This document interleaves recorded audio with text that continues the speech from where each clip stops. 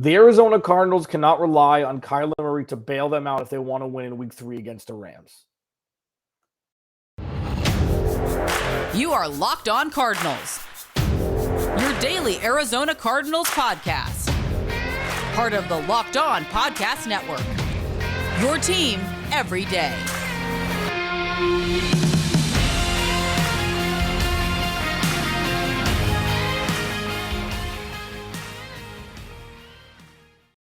Welcome in, Locked On Cardinals. Alex Clancy here. Follow me on Twitter at Clancy's Corner. Follow the podcast at Locked On AZ Cards. Please subscribe to the YouTube channel as well. Thanks for making Locked On Cardinals your first listen each and every day, free and available on all platforms. Make sure to join me at halftime on Twitter Spaces and right here on YouTube. So I do my live halftime show as I do every week. Numbers are rising. Bring your friends. Bring some snacks. Bring a beer, White Claw, whatever the hell you ingest on football Sunday. And bring your comments, ask some questions as my alarm goes off to record my podcast. Again, thank you for making Locked On Cardinals your first listen each and every day. This is a big one for the Cardinals. And my cold open read as such that the Cardinals cannot rely on Kyler Murray to bail them out. It's not a recipe for sustainable success. And I'm going to give a couple things that the Cardinals can do so they do not find themselves down 3 scores midway through the third quarter and having Kyler Murray have to put on his best Houdini act for the Cardinals to come back and win. And I'll give my score predictions in the final segment. Spoiler alert, it's not going to be great. We don't know which Arizona Cardinals team will show up on Sunday. We don't know. Week 1 is a thing of the past. I feel like at this point, what we saw from the second half of the game against the Raiders, and even though we're not comparing the Rams to the Raiders, that week 1 was like cobwebs, brush the dust off, and let's just forget that happened. Today's episode is brought to you by BetOnline. BetOnline has you covered this season with more props, odds, and lines than ever before. BetOnline, where the game starts. So, Kyler Murray bailed this organization out with the help of Vince Joseph in the defense. And I've talked about this all week, because I've gotten the, well, you love Vance Joseph, you love Kyler Murray, and that's it. Let me explain again. And if this is your first listen to Locked On Cardinals, thank you. Thanks for hanging out. Maybe make the halftime show on Sunday your second listen and Monday your third. If you've been around forever, thank you very much. Thank you equally the same. Cardinals come out, game plan, played terribly in the first half defensively. This was not helped by the offense, who couldn't stay on the field, couldn't put sustained drives together either. But the defense, same players on the defense, gave 20 points in the first half. And then halftime happened, and then they gave up 3 points in the second half. So you can say, yes, because the players are the ones who were on the field, they're the ones who deserve the credit. Yeah, I mean, if we can make that argument about anything. Well, the coaches don't. It's the players who are doing it. Let's elevate our conversation a little bit. Vance Joseph didn't put the team in the best position to succeed defensively in the first half, went into the lab at halftime, and then held the Raiders to 3 points in the third quarter, and that was it in the second half in overtime. They gave the Cardinals an opportunity to get some momentum on offense. So you can say it was the players. That's fine, because it's always the players. But Vance Joseph made the necessary adjustments at halftime to put them in a position to succeed. A lot of that was removing Isaiah Simmons from the field for the majority of the game. And this is a talking point. It's been a talking point. It will be a talking point, because what I've implored the Arizona Cardinals to do is not overlook Hassan Reddick as a cautionary tale. They never knew where to play Hassan Reddick, even though he was just a pass rusher. Put him in the pass position, let him flourish like he did in his 4th year.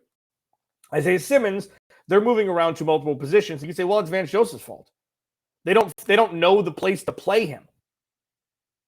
But the thing is,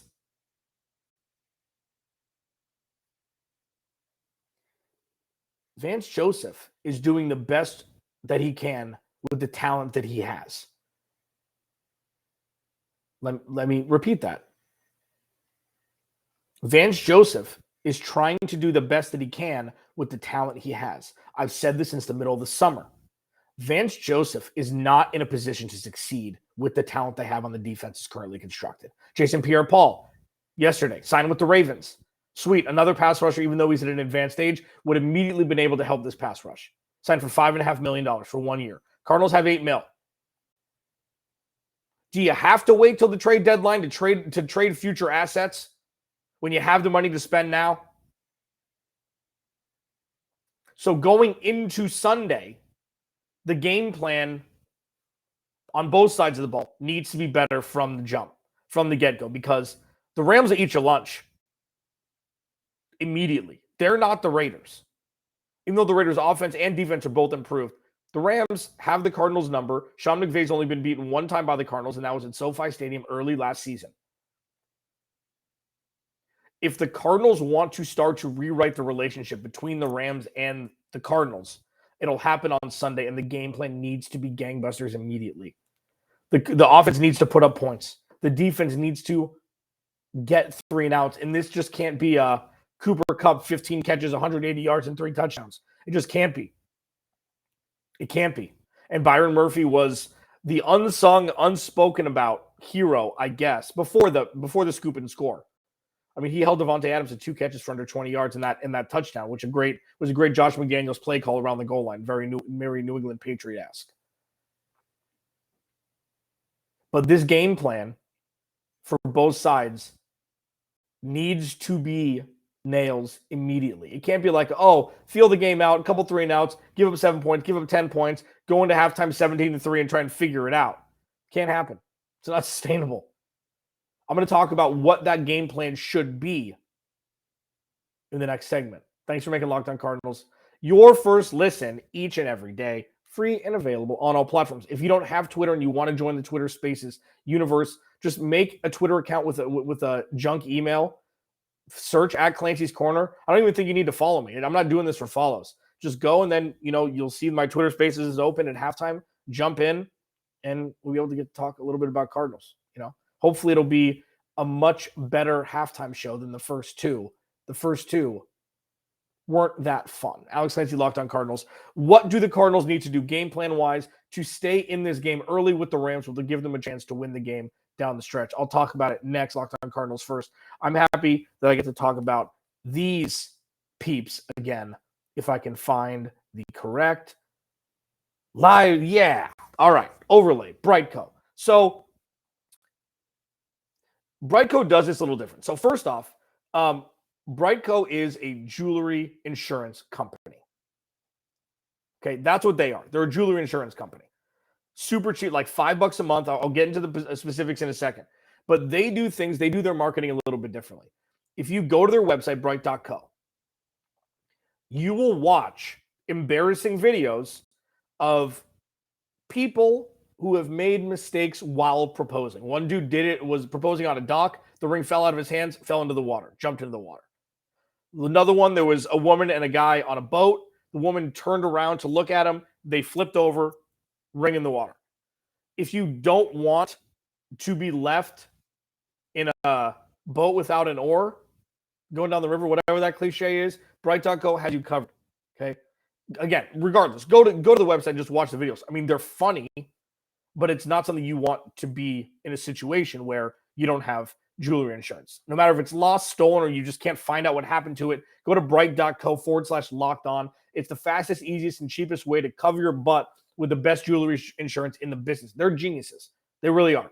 They made buying insurance for your engagement ring, your watch, or whatever so freaking easy. You can get covered in 2 minutes or less on your cell phone. You won't find a better deal or great coverage. It's super affordable. Built.co/locked on. We all hate insurance, right? These guys at BrightCo turn the whole experience around. So it's probably the easiest thing you can do for yourself this week. No excuses, man. For $5 a month, you can get totally comprehensive coverage and it won't take more than 2 minutes on your cell phone. Check it out, bright.co/locked on. You have to see these videos. Seriously, check out the one with the guy on the dock. You'll never not want insurance again for your jewelry. Check it out, bright.co/locked on. Massive game for the Arizona Cardinals in week 3. Rams coming into town, reigning Super Bowl champions, have had kind of a clunky start to their season too. Their week 1 debacle was against the best team in football right now. I mean, the Bills look like absolute world beaters. Look like absolute world beaters. And the only team they're going to have to face their Achilles heel in the playoffs is Patrick Mahomes and the Chiefs. Football fans, I would just love to see that again and see if the Chiefs can pull off another miraculous win in overtime like they did last year. Follow me on Twitter at Clancy's Corner. Follow the podcast at Locked On AZ Cards. Kyler Murray cannot bail out this team again.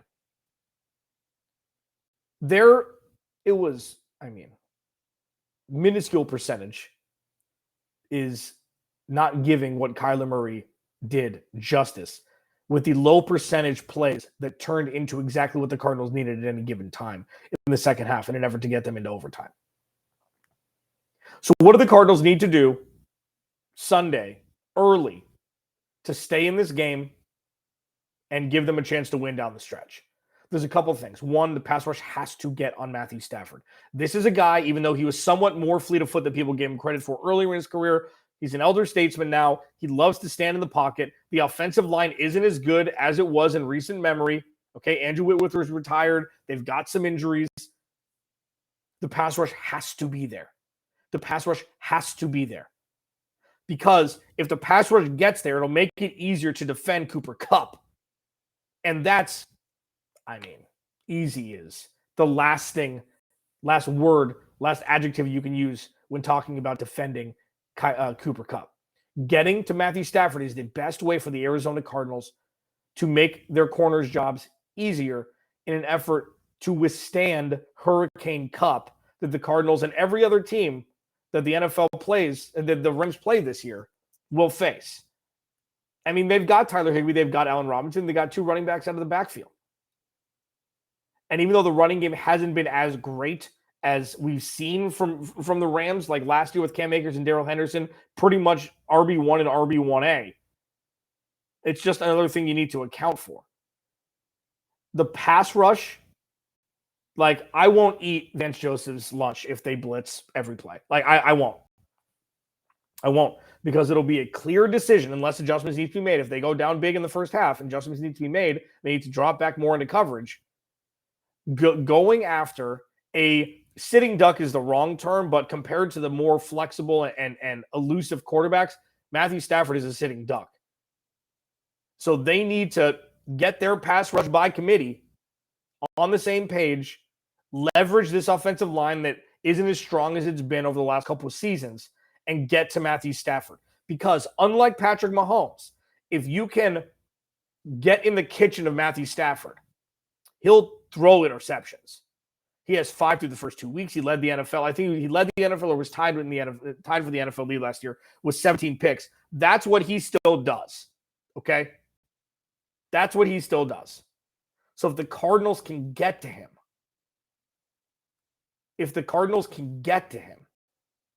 that would be a huge recipe for potential turnovers, being opportunistic, and giving the Cardinals short fields, which is a beautiful thing when you're trying to shift the momentum after a terrible week 1 loss and a first half debacle that ended up turning into a miraculous victory.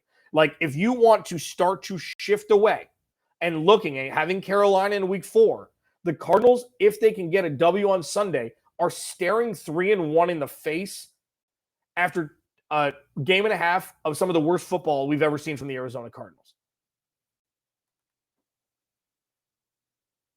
Starts with the pass rush and maintaining the ability to keep Matthew Stafford uncomfortable. That's offensive or defensively. Offensively, sustain drives. And I know that this will never happen because this is not Kliff's way. Eating play clock. I don't know why this is not something that has even come into his cerebellum. You know what? You don't have to rush everything. Especially against the Rams, especially against the 49ers, against the Seahawks. Play them every year, man.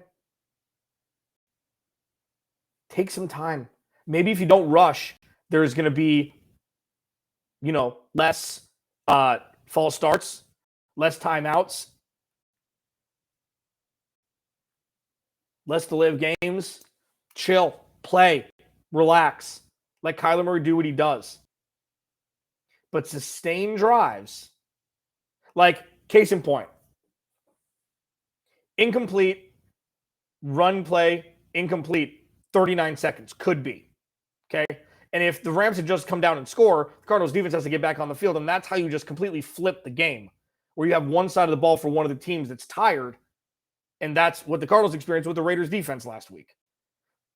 Take the play clock, take it down early. There's no rush.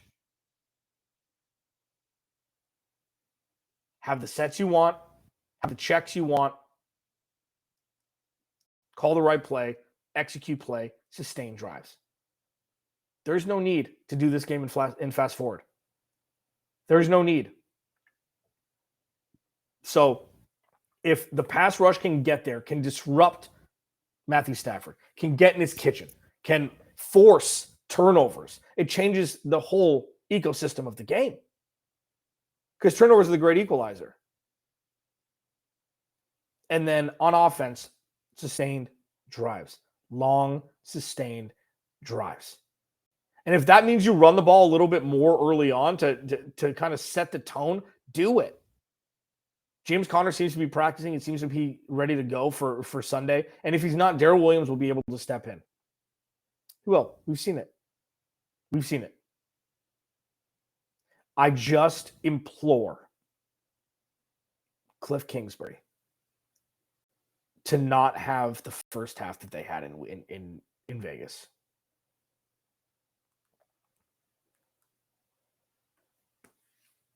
Just can't happen. Because they will get embarrassed and laughed off the field if it does against the Rams. It can't happen. And yes, I put the first half on Kliff. Every great play that happened in the second half was because of Kyler Murray on a broken play. Kliff needs to be better. Kliff needs to have the game plan that's going to outsmart Sean McVay. I mean, that needs to happen if the Cardinals want to win. Alex Clancy, Locked On Cardinals. Thanks for hanging out. I mean, it's going to be an exciting game. Like, this is the stuff you need to watch. Because if the Cardinals win by 10, the season, it's different. Everything's different. The season starts over. If they lose 34-12, 34-13, it's like, well, pretty much back into week one. If they were a miraculous Kyler Murray come from behind win away from being 0-3 and looking very uncomfortable at the contract extension from Kliff Kingsbury, Steve Keim, and Vance Joseph may be on his way out very shortly. That feeling will come back if the Cardinals lose embarrassingly in week 3. Let's hope that doesn't happen. Coming up next, score predictions, key players. I'm going to talk about it all. You know me, Alex Clancy, Locked On Cardinals. That's next. The Cardinals are 3.5-point underdogs at home on Sunday. Over-under's 48.5. It's the lowest total the Cardinals have had. I don't know what that means, really, but if you want props, odds, lines, podcast, betonline.net's got you covered. All the up-to-date information. Everything you need. The futures are amazing. It's like MVP, Coach of the Year, first coach to get fired, division winners. You can wager on anything at betonline.net, okay? Go to BetOnline. It's the fastest and easiest way to check in on all your favorite games and events, including not just football and college football, Major League Baseball, MMA, boxing, golf, everything. Go to the website or use your mobile device to learn more about the trends in action. BetOnline, where the game starts.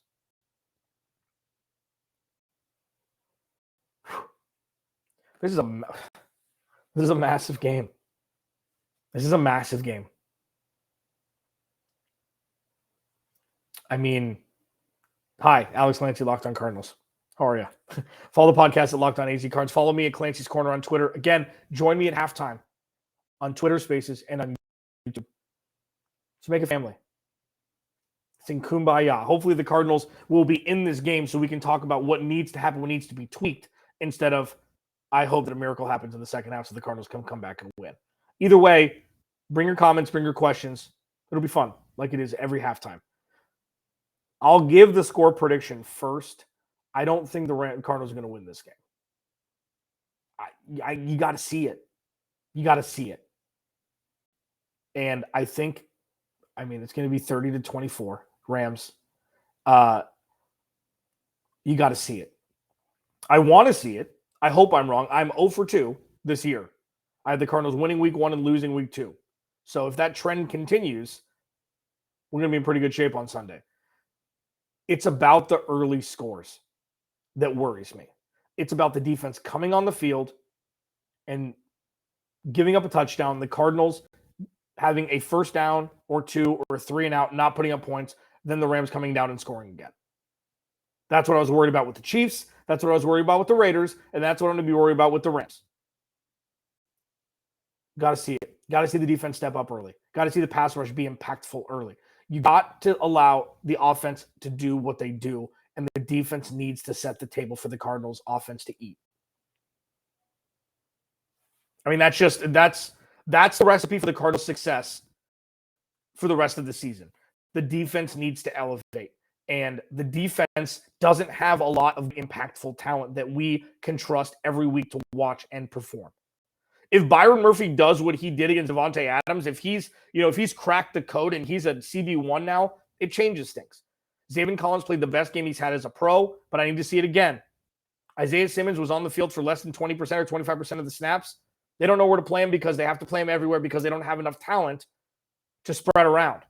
Antonio Hamilton should be back in week 5, I think. But if you're relying on Antonio Hamilton to save your cornerback room, and Trayvon Mullen, who hasn't played in a long time, they're saying he's getting closer, but who knows what that means. I had your boy Q on from Locked On Raiders. He's like, the dude's injured all the time.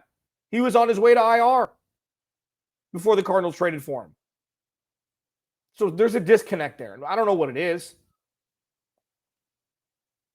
The defense needs to elevate again, and it's an unfair task to ask as currently constructed. But if the pass rush can get there, if J.J. Watt had a sack, I think it was the first play of the game in week 2 against the Raiders. If he can play an impactful pass rushing role, it changes things a little bit. It tweaks it. He's 33, but it's J.J. Watt. The defense needs to set the stage for the Cardinals. I need to see it before I can believe it and project a victory because of it. So because of that, I'm taking the Rams 30-24. The key players offensively, Hollywood Brown. It's time. 10 targets a game. Let's roll. You've got 4 more weeks until DeAndre Hopkins comes back. Let's see what this is made of. Now, the 4th and 4 catch was unbelievable. It should have been a touchdown. I think he was down short. The Cardinals ended up scoring. 10 targets a game. Let's go. Let's go. Let's see what's here, because not only is it so the Cardinals can win games here, this is also an audition for 2023. Because let me just remind everybody, Hollywood Brown shares an agent with A.J. Brown, Deebo Samuel, and DK Metcalf. All 3 of those guys didn't play the last year of their rookie scale contract, and they got massive deals before. Hollywood Brown is going to want a contract after the end of this season and not after 2023. So this is as much a Cardinals win now thing as an audition after this season, because he's not going to play, in my estimation, without a fat contract. So key player, Hollywood Brown, definitely. Zach Ertz, this is another one. Feed him. 10 targets a game. Like, this dude has been the most consistent receiver the Cardinals have had. I know he had a garbage touchdown in week 1. The dude, he's just consistent. Consistent as gravity, man. Zach Ertz was one of the best offseason moves, or best moves, I should say, that Steve Keim made. Obviously, they traded for him in season. Defensively, Zaven Collins, do it again. Byron Murphy, do it again. And the pass rush has to be the star that encompasses all of this. I don't care who it is. At this point, it's a group of guys. Whoever gets to the quarterback, who's ever on the field, whoever gets to the quarterback wins. Marcus Golden, Dennis Gardeck, Zach Allen from the interior, J.J. Watt, Victor Dimukeje. I don't care who it is. It's not like, oh, you know what? That's going to be the guy. It's a pass rush by committee. So have that damn committee get to the quarterback. If that happens, I could be wrong 3 times in a row with my predictions for how the game will end. Alex Nancy, Locked On Cardinals. Again, join me halftime on Twitter Spaces and on YouTube. If you don't have a Twitter account, make one. Use a junk email address. Go to Clancy's Corner. You can follow him if you want. That's not what this is for. I want to build a family, like a community at halftime on my Twitter Spaces. And it's It's coming. And then turn the notifications on YouTube. You'll know when I'm live and when new videos are up and everything like that. Thanks for hanging out. Thanks for making Locked On Cardinals your first listen each and every day, free and available on all platforms. Now make Peacock and Williamson your next listen. Brian Peacock and Matt Williamson, 30 minutes, national stories, some of the best football minds we have here. Check them out. Alex Lindsay, Locked On Cardinals. I will talk to you at halftime of the game on Twitter Spaces and right here on YouTube.